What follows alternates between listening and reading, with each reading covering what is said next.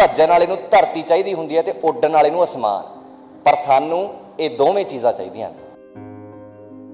रोती थी और लोग भी आते थे, कुछ निगेटिव वर्ड्स सब बोलते थे कि ओ अब तो ये बोझ बन के रहेगी, बेटी तो ऐसे ही पराया धन। आपने सुना गांव में अभी भी ऐसे बोलते हैं, बेटी तो पराया धन होती है, अब तो ये बोझ बन के लाइफ टाइम माँ बाप के ऊपर रहेगी, वो इससे अच्छा तो मर जाती, अच्छा था। बहुत सारे लोग इस तरह से बोलते।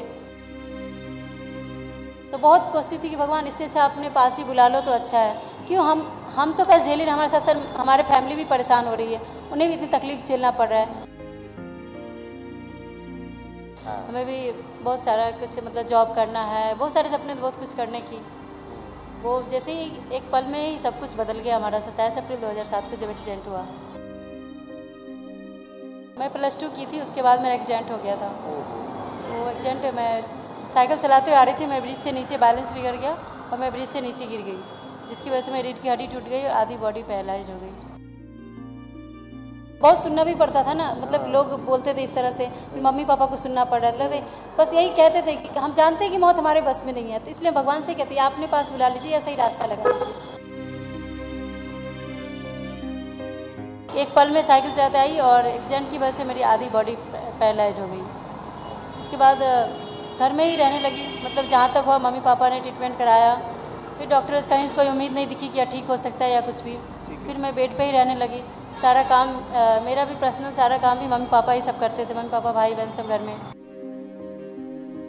कभी हुआ कि आपने भी भगवान को कोसा हो कि भगवान मैंने आपका क्या माड़ा किया था? भगवान मेरी किस गलती की सज़ा दे रही, कोसा नहीं कि आपने क्यों की। कोई तो गलती हमने किया तभी कि भगवान कहते हैं ना कि एक लौकिक माता पिता हमारे होते हैं, वो एक छोटा सा भी दर्द होता है या चोट लगती है तो कितनी उनको तकलीफ पहुँचती है। लेकिन परमात्मा तो हम सबके माता पिता हैं, तो उनको कितनी तकलीफ होगी हमें अगर कुछ होता है प्रॉब्लम तो हमारे अगर फिर भी हमें अगर गलती अगर करते हैं तो सज़ा मिलती है। माँ बाप को दुख तो होता है, लेकिन जो गलती किया वो सज़ा तो हमें भुगतना पड़ेगा, तो इसलिए वो भी कुछ नहीं कर सकते ना।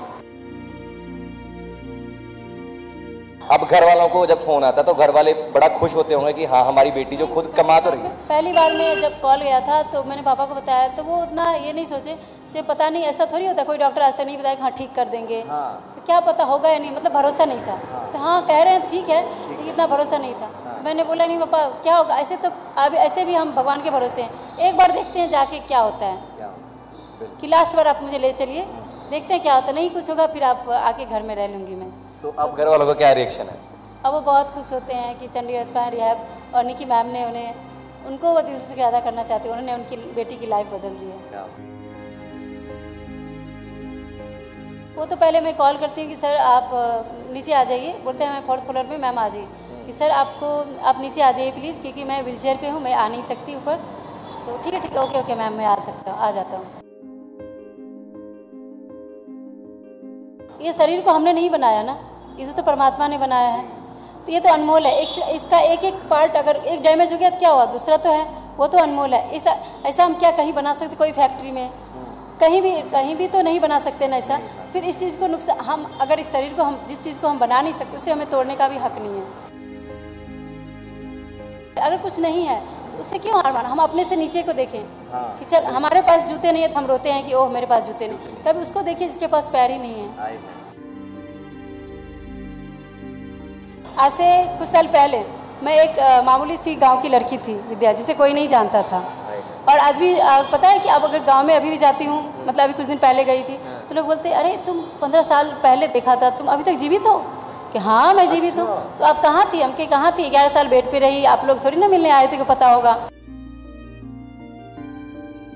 मैं स्पोर्ट्स भी खेलती हूँ, मैंने लॉन टेनिस खेला है, बास्केटबॉल नेशनल खेला है, मैं टेबल टेनिस खेलती हूँ, मैंने स्विमिंग करी, स्कूबा डाइविंग करी, और मैंने फैशन शो किया है, मैं एरियल योगा भी किया है और योगा करती भी हूँ अभी एवरीडे। तो मैं स्पोर्ट्स में अभी मैं टेबल टेनिस में आगे जाना चाहती हूँ। तो हम अपने देश के लिए भी हम भी कुछ करना चाहते हैं, देश के नागरिक होने के नाते। तो हम गवर्नमेंट से अपील करना चाहेंगे कि प्लीज़ आप इस पर भी ध्यान दीजिए। सबको अपने कहते हैं कि जातिवाद छोड़ के सबको बराबर का दर्जा दिया है, तो हम भी एक कैटेगरी मान के चलिए, हम भी एक स्पाइनल कॉर्ड इंजर्ड हैं, बट हम भी कुछ करना चाहते हैं अपने देश के लिए। तो आप हमें सपोर्ट कीजिए, तभी तो हम जैसे बहुत सारे भाई बहन या बहुत सारे लोग हैं जो स्पाइनल कॉर्ड इंजरी से जूझ रहे हैं और वो अपनी लाइफ में आगे बढ़ना चाहते हैं।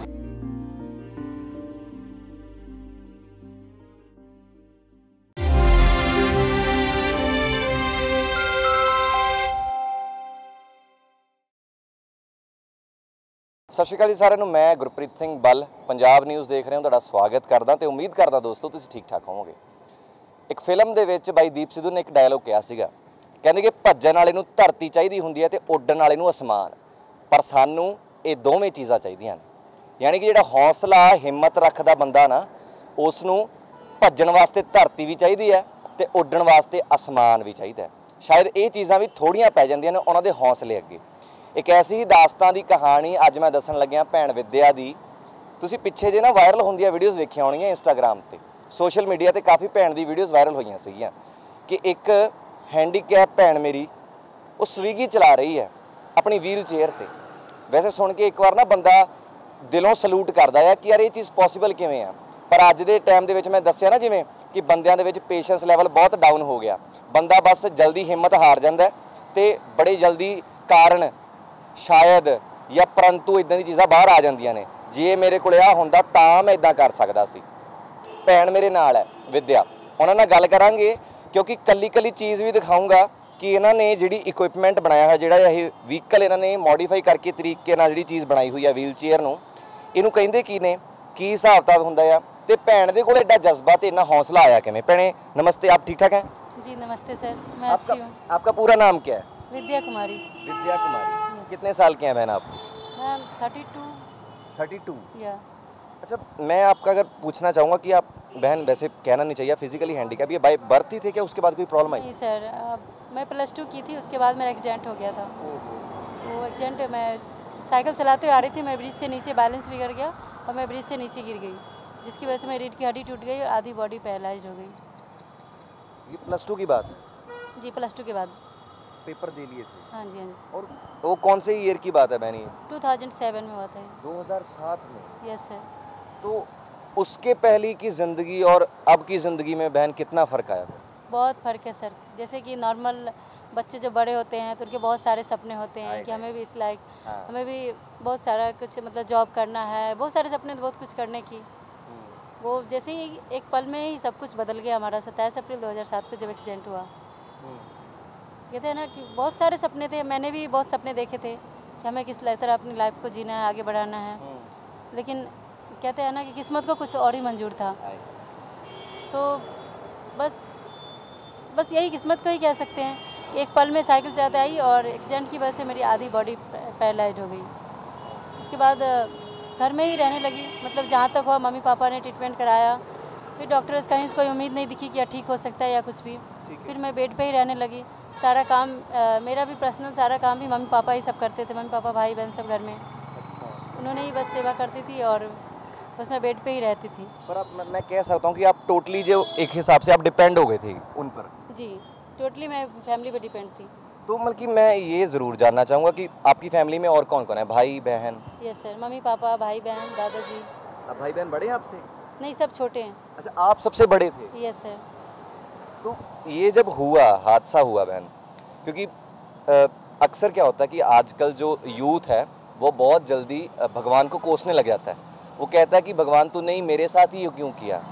कई हो सकता है शायद उस एक्सीडेंट के बाद, ये इंसिडेंट के बाद आपके दिमाग में भी ये चीज़ें आई हों। कभी हुआ कि आपने भी भगवान को कोसा हो कि भगवान मैंने आपका क्या माड़ा किया था, क्या गलत किया था? ये क्या भगवान मेरी किस गलती की सज़ा दे रहे, कोसा नहीं कि आपने क्यों की, कोई तो गलती हमने किया तभी कि भगवान कहते हैं ना कि एक लौकिक माता पिता हमारे होते हैं, वो एक छोटा सा भी दर्द होता है या चोट लगती है तो कितनी उनको तकलीफ़ पहुँचती है, लेकिन परमात्मा तो हम सबके माता पिता हैं, तो उनको कितनी तकलीफ़ होगी हमें अगर कुछ होता है प्रॉब्लम तो हमारे अगर फिर भी हमें अगर गलती अगर करते हैं तो सज़ा मिलती है। माँ आपको दुख तो होता है, लेकिन जो गलती किया वो सज़ा तो हमें भुगतना पड़ेगा।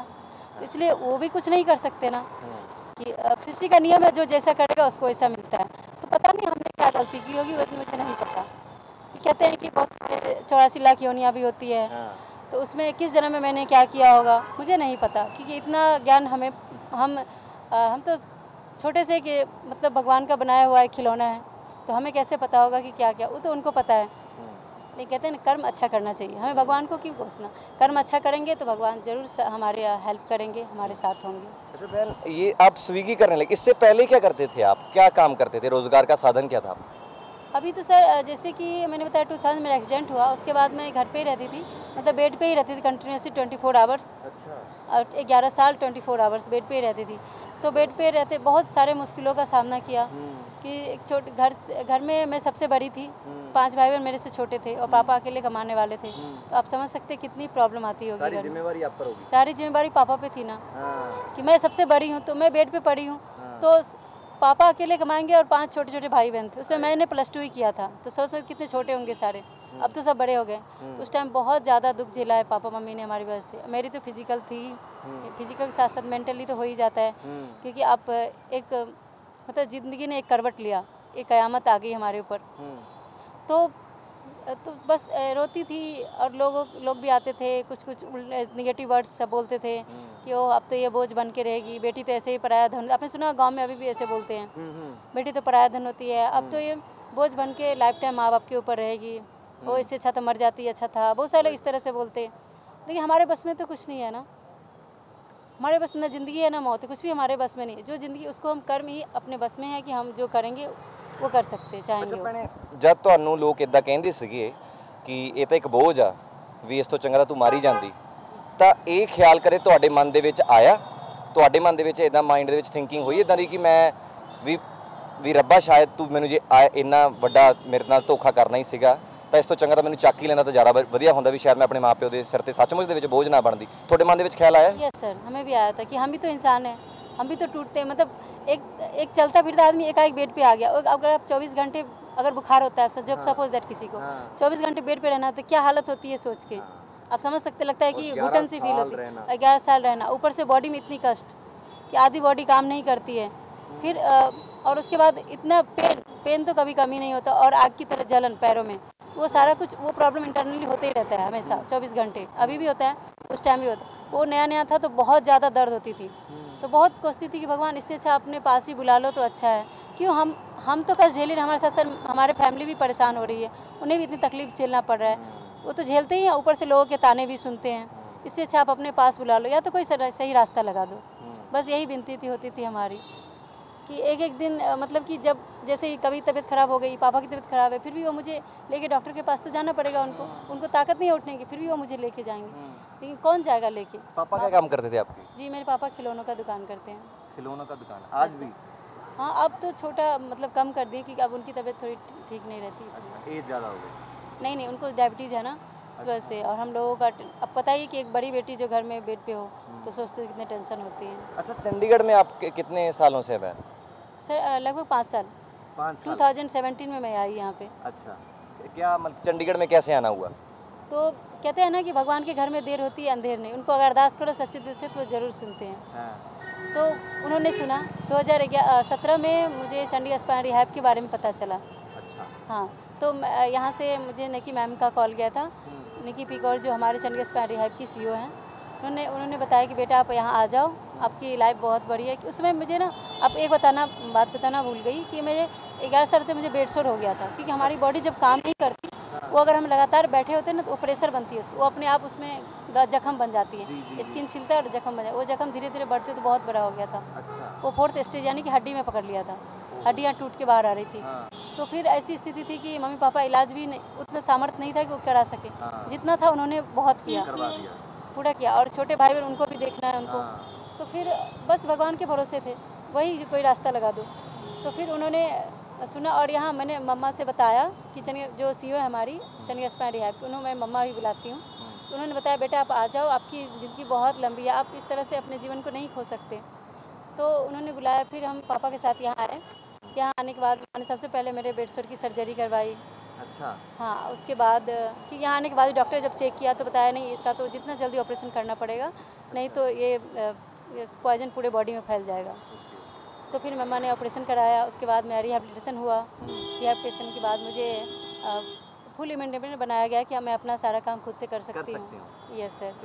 जो 11 साल मैंने झेला वो एक नया मोड़ लिया चंडीगढ़ आने के बाद, चंडीगढ़ स्पाइन रिहैब आने के बाद। तो अच्छा लगा कि शायद भगवान जी हैं, एक किरण दिखी। यस, एक उम्मीद की किरण जगाई और एक नई ज़िंदगी दी कि अगर आज मैं चंडीगढ़ स्पाइन रिहैब नहीं आई होती तो आज आपके सामने नहीं बोल पाती। शायद बहन कभी दिमाग में ऐसा गलत रास्ता चुनने का तो नहीं आया कि सुसाइड ही कर लूँ? इतना तंग हो रही हूँ, घर पे घर वाले भी मेरे से तंग है कितना, क्योंकि ये एक जो लड़की होती है ना लड़की का अपने फादर के साथ अटैचमेंट बहुत ज़्यादा होता है। हालांकि शायद इतना माँ के साथ ना होता हो, अपने फादर के साथ वो लड़की बहुत ज़्यादा अटैच होती है। तो जब फादर काम करते होंगे, 5 बच्चों को भी देखना है, आपको भी देखना है, उनका भी खर्चा, घर का खर्चा और घर वाली का भी खर्चा, अपने मम्मी का भी खर्चा, तो कभी दादा दादी भी हैं, तो बहुत बड़ी फैमिली थी। तो कभी आपके माइंड में नहीं आता था ऐसी चीज़, गलत ख्याल तो नहीं आया कभी? यस सर, आया था। हर इंसान को आता है, उसमें जब टूटा हो तो बहुत आता है कि सब बहुत सुनना भी पड़ता था ना, मतलब लोग बोलते थे इस तरह से, फिर मम्मी पापा को सुनना पड़ रहा था। बस यही कहते थे कि हम जानते हैं कि मौत हमारे बस में नहीं है, तो इसलिए भगवान से कहते हैं आपने पास बुला लीजिए या सही रास्ता लगा लीजिए। आपको तो सुनना पड़, कहते हैं कि भगवान है तो आप सिर्फ कैसे कहते हैं सब हैं, तो आप कुछ तो करेंगे ना भगवान जी, कोई नहीं। अब जब हमारे लिए कोई रास्ता मुझे नहीं दिख रहा, आप ही रास्ता दिखाओगे, तो वो उन्होंने सुना और उन्होंने चंडीगढ़ स्पाइन रिहैब को भेजा हमारे पास। अच्छा, जब आप 5 साल पहले बहन यहाँ पे आए, तो जब पता लगा, अब घर वालों को जब फ़ोन आता है तो घर वाले बड़ा खुश होते होंगे कि हाँ हमारी बेटी जो खुद कमा तो रही है। पहली बार में जब कॉल गया था तो मैंने पापा को बताया, तो वो उतना ये नहीं सोचे कि पता नहीं ऐसा थोड़ी होता, कोई डॉक्टर आज तक नहीं बताया कि हाँ ठीक कर देंगे। हाँ। तो क्या पता होगा या नहीं, मतलब भरोसा नहीं था। तो हाँ कह रहे हैं तो ठीक है, लेकिन इतना भरोसा नहीं था। तो मैंने बोला नहीं पापा क्या होगा, ऐसे तो अभी ऐसे भी हम भगवान के भरोसे हैं, एक बार देखते हैं जाके क्या होता है, कि लास्ट बार आप मुझे ले चलिए, देखते हैं क्या होता है, नहीं कुछ होगा फिर आप आके घर में रह लूँगी मैं। तो अब घर वालों का क्या रिएक्शन है? अब वो बहुत खुश होते हैं कि चंडीगढ़ स्पाइन रिहैब और निकी मैम ने उनको वो दिल से शुक्रिया अदा करना चाहते हैं, उन्होंने उनकी बेटी की लाइफ बदल दी है। अच्छा बहन, जैसे अब आप स्कूटी पे ये जो आपका बनाया हुआ है, ये सारा भी चंडीगढ़ रिहैब ने आपको प्रोवाइड किया है? हाँ, ये सर CMC IIT मद्रास है जी, सॉरी IIT मद्रास जो कंपनी है वो न्यू मोशन व्हीलचेयर बनाती है। अच्छा। उन्होंने ये बनाया। अच्छा। और हमारे चंडीगढ़ स्पाइन रिहैब को प्रोवाइड किया। अच्छा। और उनके थ्रू मुझे मिला। चंडीगढ़ स्पाइन रिहैब को दिया गया कि आप कोई अगर जॉब करना चाहता हो तो वो इसके साथ बाहर जा सकते हैं। तो मम्मा ने मुझे चुना और मुझे बताया कि आप करना चाहोगे स्विगी में डिलीवरी का जॉब? मैंने बोला हाँ मैं करके देखती हूँ, कि मेरा भी सपना था कि मैं भी जॉब करूँ, आत्मसम्मान के साथ जीऊँ, अपने पैर पर खड़ी हूँ। और हमें बहुत सारे लोगों ने हेल्प की है, तो हम भी किसी के हेल्प काम आ सके। अच्छा बहन, इसके बारे में ज़रूर जानना चाहूँगा, ये कितनी, इसकी बैटरी कितना टाइम चलती है? बैटरी सर 40 किलोमीटर चलती है, 4 घंटे रिचार्ज करना, सॉरी चार्ज करना होता है लाइट पे हमें। ठीक है। तो 40 किलोमीटर चल जाती है। 40 किलोमीटर चल जाती है? Yes sir. तो कभी ऐसा, क्योंकि आप ये इसी पे डिलीवरी करते हो, इसकी टॉप स्पीड कितनी है, कितना भाग जाती है? 24 किलोमीटर। Yes sir. तो इतने ट्रैफिक में, चंडीगढ़ में रूल्स भी बड़े स्ट्रिक्ट हैं, कभी ऐसा हुआ है कि डिलीवरी कर रहे हो, ऑर्डर पड़ गया और स्लो हो, क्योंकि स्पीड स्लो है, आम मोटरसाइकिल बाइक से तो आप बहुत स्लो हो इस टाइम पर, स्विगी डिलीवरी बॉय से, तो इसकी डिलीवरी देख के कई बार ऐसा हुआ किसी ने डिलीवरी कैंसिल कर दी, कभी ऐसा हुआ ज़िंदगी में? नहीं सर, ज़िंदगी में अभी तो 15 दिन हुआ है सर स्टार्ट किया हुआ। तो ऐसा कभी नहीं हुआ है कैंसिल हुआ है। ऑलरेडी मुझे ही कभी कभी करना पड़ता है कि होलो माजरा का रोड सही नहीं है। हाँ। तो मैं ऑफिस फ़ोन करके सर उधर का रोड सही नहीं है, वहाँ एक बार गई थी तो बहुत मुश्किल आई थी, वहाँ फिर कस्टमर को कॉल करके उनको बुलाना पड़ा, वो आ गए थे। लेकिन हर लोग पता नहीं कैसे होंगे, इसलिए मैंने उनको बोल देती हूँ कि सर ये कैंसिल कर दीजिए या किसी और को ट्रांसफ़र कर दीजिए, क्योंकि मैं वहाँ जा नहीं सकती। अच्छा, हमारी चेयर एक्सेसिबल उस रोड में टूटा हुआ है, बहुत बड़े पत्थर हैं, तो वहाँ पे चल नहीं सकते हमारे चेयर। अच्छा, कभी ऐसा हुआ कि जैसे बड़े बड़े अपार्टमेंट्स हैं, आप डिलीवरी करने गए, लोकेशन पे पहुँच गए, तो अक्सर क्या होता है कि कस्टमर कई बार ये डिमांड करता है कि आप ऊपर आके हमको ऑर्डर दे के जाओ, हम नीचे नहीं आएंगे, आप ऊपर आओ। तो आपने फ़ोन किया तो फिर उनका रिएक्शन क्या होता है कि जब देखा उस टाइम उनका रिएक्शन क्या होता है कस्टमर का? वो तो पहले मैं कॉल करती हूँ कि सर आप नीचे आ जाइए, बोलते हैं मैं 4th फ्लोर में, मैम आ जाइए, कि सर आप नीचे आ जाइए प्लीज़, क्योंकि मैं व्हीलचेयर पे हूँ, मैं आ नहीं सकती ऊपर। तो ठीक है ओके मैम मैं आ जाता हूँ, ऐसे बोलते हैं। तो जब आपको देखते होंगे फिर तो बड़ी दुआएं दे के जाते होंगे? हाँ, वो बोलते हैं वाह मैम आप तो बहुत हार्ड वर्क कर रहे हैं, आप तो हमारे लिए इंस्पिरेशन हो, आपको देख के हमें हिम्मत मिलती है कि हम लोग भी कुछ करें।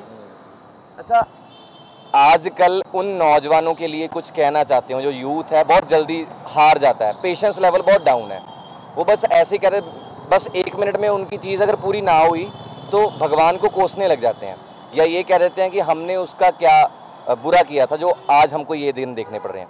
उन नौजवानों के लिए, उन यूथ के लिए कुछ कहना हो, कुछ आपकी तरफ से कुछ सुझाव कि हाँ इस तरीके से ज़िंदगी जिएं तो हो सकता है कि आपको भी अपना मुकाम जो है वो हासिल हो सकता है। यस सर, देखिए छोटी छोटी बातों में हार मान के सुसाइड करना, या फिर वो हार जाते हैं कि नहीं ये नहीं हुआ तो कोसने लगते हैं, ये तो बहुत गलत है, क्योंकि ये शरीर को हमने नहीं बनाया ना, इसे तो परमात्मा ने बनाया है, तो ये तो अनमोल है। इसका एक पार्ट अगर एक डैमेज हो गया तो क्या हुआ, दूसरा तो है, वो तो अनमोल है। ऐसा ऐसा हम क्या कहीं बना सकते, कोई फैक्ट्री में कहीं भी तो नहीं बना सकते ना ऐसा। फिर इस चीज़ को नुकसान, हम अगर इस शरीर को, हम जिस चीज़ को हम बना नहीं सकते उसे हमें तोड़ने का भी हक नहीं है। तो हम अगर शरीर को नहीं बनाए तो हम इससे सुसाइड कैसे कर सकते हैं? वो तो हमारा हक नहीं है ना।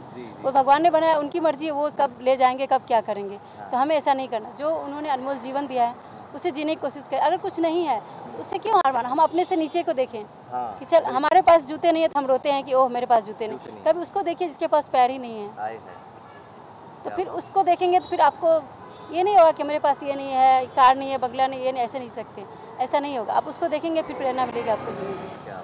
अच्छा बहन, जब आप ठीक थे बिल्कुल, तो उस टाइम आपका क्या सपना क्या था, ड्रीम क्या था कि मैं जो विद्या है वो बड़ी होकर ये बनेगी? क्या ड्रीम क्या था आपका? जी मैं ड्रीम था कि मैं ऐसे कंपटीशन की भी तैयारी कर रही थी साथ के साथ। अच्छा। तो मुझे गवर्नमेंट जॉब करने की इच्छा थी। तो अब आप पढ़ाई करते हो साथ में, क्योंकि स्विगी करने के बाद, और कितना टाइम स्विगी करते हो? नहीं सर, पढ़ाई नहीं कर पाती क्योंकि 11 साल, मतलब जब 2007 में एक्सीडेंट हुआ उसके बाद 11 साल बेड पे रही तो मेरा पढ़ाई छूट गया। क्योंकि कहीं भी मैंने कोशिश करी थी, बट कहीं भी आने एग्ज़ाम देने के लिए कहीं जाना हो तो मेरे पास ना व्हीलचेयर थी, ना एक्सेसिबल कोई जगह थी। कहीं जाना तो मम्मी पापा को फोर व्हीलर को मतलब रिजर्व था, फिर उसको लेके जाएंगे तो उतना बहुत ज़्यादा खर्च होगा और आने जाने में बहुत मुश्किल होती थी। इसीलिए मैंने यही सोच के पढ़ाई छोड़ दी थी। अच्छा, तो अब मन है वैसे, अगर मान लो अब अगर आपको कह दें कि विद्या तुम पढ़ सकती है, तो अब मन है वैसे? वो तो कहते हैं ना, सेल्फ स्टडी तो मैं अभी भी कर लेती हूँ, बट मुझे अब जॉब करना है कि जॉब करके मैं पैसे कमा के और अपना साथ साथ अब किसी पे डिपेंड ना रहूँ और मतलब कि दूसरे का भी हेल्प करूँ और फैमिली को भी। क्या बात है, क्या बात है। इसीलिए मैंने स्विगी का जॉब ज्वाइन किया और क्या और मैंने अभी 15 दिन से मैं कर रही हूँ, तो मुझे अच्छा लग रहा है। अच्छा, कभी ऐसा तो नहीं हुआ कि रोड पे कोई जा रहा है, आपको रोका हो किसी ने और आपको फिर हल्लाशेरी दी हो कि क्या बात है, आपको सैल्यूट है यार, भी आप व्हील चेयर पे हैंडीकैप है, उसके बावजूद आप स्विगी का काम कर रहे हैं? क्योंकि आजकल तो चौकों पे खड़कर मांगना बहुत ईजी हो गया लोगों के लिए। अच्छे खासे होते हैं, कोई हर एक अंग पैर होता है उनका, पर उसके बावजूद भी उनको मांगने की आदत जो पड़ी होती है। वही तो मानसिकता बदलनी है सर, की मानसिकता बदलें। हाथ पर सलामत उसका यूज कीजिए ना। क्यों भगवान ने हाथ पर क्यों दिया? कि अपना खुद काम करके तब खाने के लिए। जब पशु पक्षी भी हैं तो वो भी अब जितना लायक, जितना उनको समझ दिया गया उनके साथ वो भी मेहनत करते तभी खाते हैं। हम क्या पशु पक्षी से भी बेकार है? नहीं ना। इतना तो ज्ञान हमें भगवान ने सर्वश्रेष्ठ योनि दिया है, सर्वश्रेष्ठ योनि में जन्म दिया है, मनुष्य योनि, तो उसका तो सदुपयोग करें। अच्छा बहन, आखिरी में जाते जाते अपना संपर्क नंबर जरूर दे दें, क्योंकि काफ़ी दर्शक आपसे मिलना भी चाहते होंगे। कईयों का मन होगा कि हम जाके बहन से एक बार मुलाकात ही कर लें, या कुछ सलाह मशवरा आपसे करना चाहते हो, अपना नंबर जरूर दें। बिल्कुल, तो हमने आज तक जो इस लायक मैं आप लोगों के सामने आज बोल रही हूँ, और जितने भी इंटरव्यू लेने के लिए आ रहे हैं मीडिया से, तो सब कुछ चंडीगढ़ स्पाइनल रिहैब की वजह से। आज मुझे एक नया जीवन, नई पहचान। आज से कुछ साल पहले मैं एक मामूली सी गांव की लड़की थी विद्या, जिसे कोई नहीं जानता था, और आज भी पता है कि अब अगर गांव में अभी भी जाती हूँ, मतलब अभी कुछ दिन पहले गई थी, तो लोग बोलते अरे तुम 15 साल पहले देखा था, तुम अभी तक जीवित हो? कि हाँ मैं जीवित हूँ। तो आप कहाँ थी? हम के कहाँ थी? 11 साल बेड पे रही, आप लोग थोड़ी ना मिलने आए थे कि पता होगा। और उसके बाद मैं 4 साल से चंडीगढ़ स्पाइनल रिहैब में रह रही हूँ। ओहो, तुम ठीक हो, देख के अच्छा लगा। उनके लिए तो ठीक, थैंक यू, आपको अच्छा लगा कम से कम। मुझे पता है, मुझे लगा था कि अब तुम हो ही नहीं इस दुनिया में। तो ये कहते चंडीगढ़ स्पाइनल रिहैब ने मुझे एक नई जीवन, नया पहचान दिया है, और आज कोई जान रहा है तो सिर्फ चंडीगढ़ स्पाइनल रिहैब की वजह से। तो आप लोग जो भी मिलना चाहते हैं, कोई भी चंडीगढ़ स्पाइनल रिहैब आ जाइए। चंडीगढ़ में हमारा स्पाइनल सेंटर सेक्टर 28 मध्य मार्ग प्लॉट नंबर 1 में है। तो आप चंडीगढ़ स्पाइनल रिहैब कहीं भी यूट्यूब गूगल कहीं भी सर्च करेंगे आपको मिल जाएगा, आप वहाँ आके बिल्कुल मिल सकते हैं। थैंक यू सो मच बहन, थैंक यू सो मच, आपका बहुत बहुत धन्यवाद। एक सवाल और मैं कहना चाहूँगी गवर्नमेंट से। हाँ बोलो। मैं गवर्नमेंट से कहना चाह रही हूँ, क्या वो सुनेंगे हमारी बात? बिल्कुल बिल्कुल, अगर आपकी आवाज़ मैं दर्शकों को अपील करदा भी भैन, क्योंकि भैन दी ना वीडियोज़ बहुत वायरल हुई सी भैने दियां, ते भैने तुसीं वेखोगी भैने जिहड़ी भैने दी डाउन बॉडी है, 12वीं ਦੇ ਵਿੱਚ ਭੈਣ ਪੜ੍ਹਦੀ ਸੀ ਤੇ ਉਸ ਟਾਈਮ ਤੇ ਭੈਣੇ ਦਾ ਐਕਸੀਡੈਂਟ ਹੋਇਆ ਤੇ ਉਸ ਤੋਂ ਬਾਅਦ ਭੈਣੇ ਹੈਂਡੀਕੈਪ ਹੋ ਗਏ।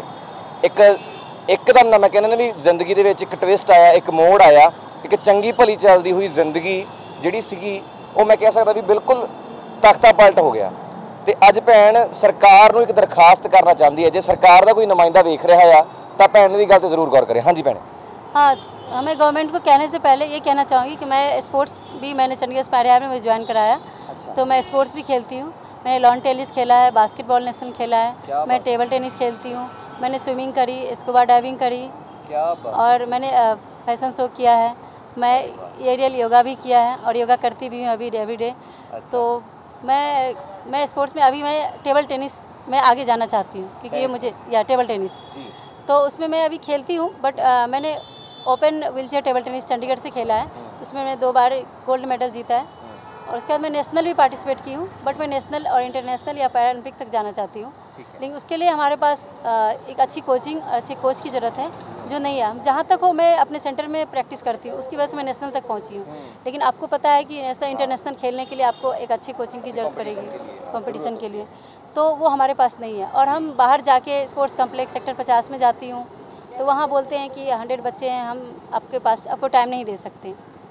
तो फिर बताइए कैसे हम आगे बढ़ेंगे जब आप सपोर्ट नहीं करें। 23 में जाती हूँ, सेक्टर 23 में वो स्पोर्ट्स कॉम्प्लेक्स, तो वहाँ भी बोलते हैं कि हमारा मैट्रेस ख़राब हो जाएगा आपके व्हीलचेयर से, तो फिर वहाँ भी मैं प्रैक्टिस नहीं कर पाऊँगी। 34 में जाती तो बोलते शाम के 6:30-7 के बाद आप आइए, तो इवनिंग टाइम में हम नहीं जा सकते। और अपना पार्टनर ढूंढ के लाइए आपको खेलने के लिए, या हमारे पास कोच नहीं है, हमारे पास टाइम नहीं है, हम लोग बच्चों के लिए टाइम देते हैं, आपके लिए नहीं हो सकता। तो हम भी तो इस देश के निवासी हैं ना, तो हम अपने देश के लिए भी हम भी कुछ करना चाहते हैं, देश के नागरिक होने के नाते। तो हम गवर्नमेंट से अपील करना चाहेंगे कि प्लीज़ आप इस पर भी ध्यान दीजिए। सबको आपने कहते हैं कि जातिवाद छोड़ के सबको बराबर का दर्जा दिया है, तो हम भी एक कैटेगरी मान के चलिए, हम भी एक स्पाइनल कॉर्ड इंजर्ड हैं, बट हम भी कुछ करना चाहते हैं अपने देश के लिए। तो आप हमें सपोर्ट कीजिए, तभी तो हम जैसे बहुत सारे भाई बहन या बहुत सारे लोग हैं जो स्पाइनल कॉर्ड इंजरी से जूझ रहे हैं और वो अपनी लाइफ में आगे बढ़ना चाहते हैं। तो उसके लिए हर जगह मतलब स्पोर्ट्स सबसे ज़्यादा मायने रखता है कि स्पोर्ट्स में आए कि उसकी प्रैक्टिस के लिए उनका कोच, उनका मतलब कोचिंग सेंटर ऐसा होना चाहिए। तो वो सब प्लीज़ एक्सेसिबल कराइए, जिससे कि हम लोग भी देश के लिए कुछ करें। और साथ के साथ हम लोग कई ऐसे जगहों पे जाते हैं, रास्तों पे जहाँ एक्सेसिबल रोड नहीं होता कि हमारी व्हील चेयर जा सके, तो वहाँ बहुत मुश्किल होती है, किसी की हेल्प की ज़रूरत पड़ती है। कई जगहों पे लोग मिलते नहीं हेल्प के लिए, तो हम लोग वहाँ जा नहीं पाते। जैसे कि स्कूल कॉलेज हुआ, पूरे इंडिया की बात कर रही हूँ, बहुत जगह एक्सेसिबल नहीं है। कहीं भी रेलवे स्टेशन जाइए, बस स्टेशन जाइए, कहीं हर जगह पे बहुत सारे मुश्किल आते हैं। मॉल्स जाइए तो रोड वहाँ पे रैंप की सुविधा नहीं होती, एक्सेसिबल नहीं होता हमारे लिए कि हम वहाँ सब लोग गरीब एकदम बेचारे के नहीं जा सकते। क्यों? हमें भी तो सम्मान से जीने का हक है, तो हमें क्यों कोई बेचारे के नहीं जा सकते। आप अगर हर जगह एक्सेसिबल करेंगे तो हम लोग भी अपनी लाइफ को अच्छे से जी सकेंगे और देश के लिए बहुत कुछ कर सकेंगे। बहुत बहुत धन्यवाद बहन आपका। सो मैं चाहना भैन की ये जी आवाज़ है तुसी सोशल मीडिया तो, क्योंकि सोशल मीडिया कहते जे आई तो आ गया तो तख्ता पाट दिंदा है।